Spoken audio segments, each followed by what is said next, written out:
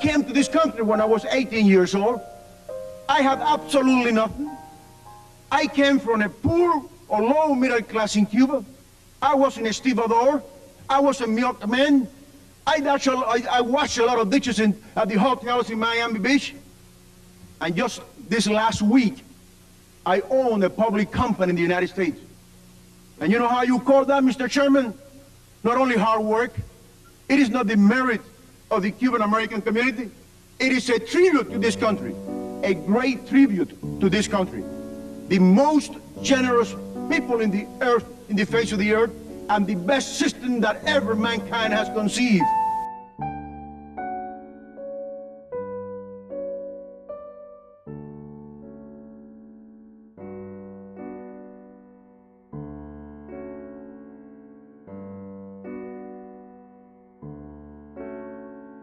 La época de lechero fue una época hermosísima.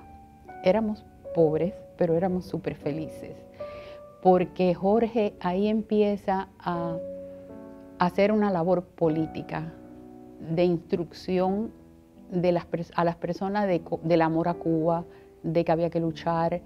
¿Cómo lo hacía? Porque él repartía la leche a las 3 y las 4 de la mañana, por lo tanto no veía a nadie, pero después tenía que venir a cobrarle a las personas, y ahí era donde él aprovechaba y hacía todo su speech patriótico de su amor a Cuba, de que Cuba no se podía olvidar.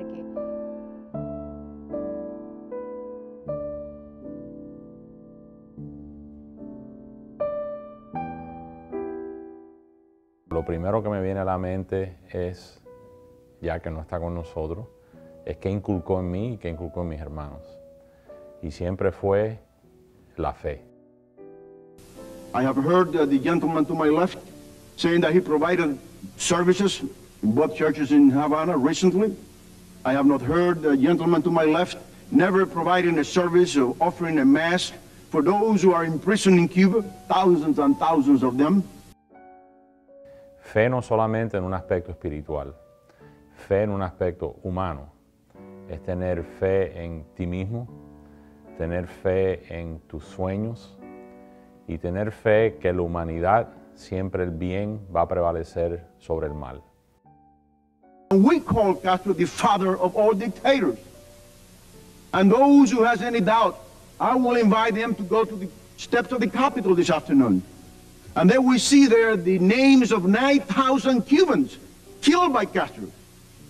Their names are there, written by hands of their friends and relatives and families who are living in the United States.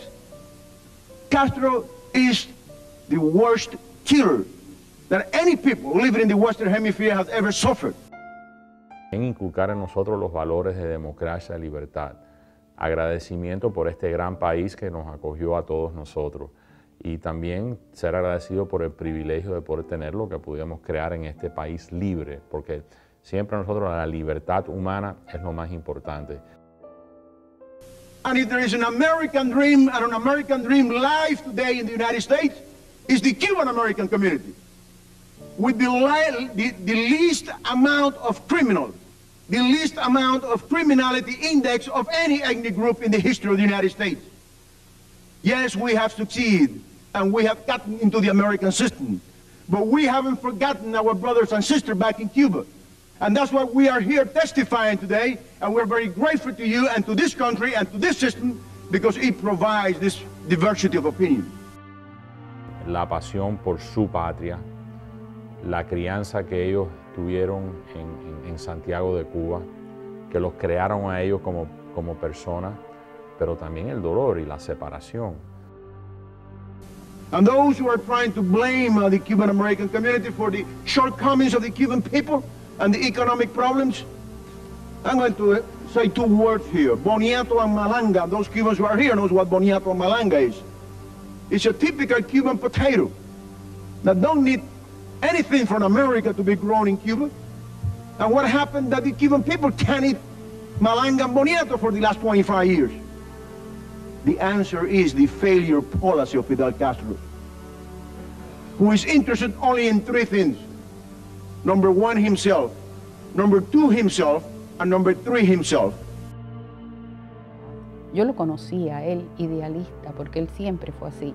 Yo lo conocí a él amando a Cuba, yo lo conocí a él con sus sueños de libertad, de prosperidad, de ayudar al prójimo. Entonces yo me dije, ¿y yo voy a ser la piedra que va a entorpecer su camino? No, no, no, no. Yo voy a ser un soporte en mi casa, en su vida, con mi amor, con mi familia. Todo esto va a estar construido para que él pueda desarrollar todo lo que él quiere en su vida.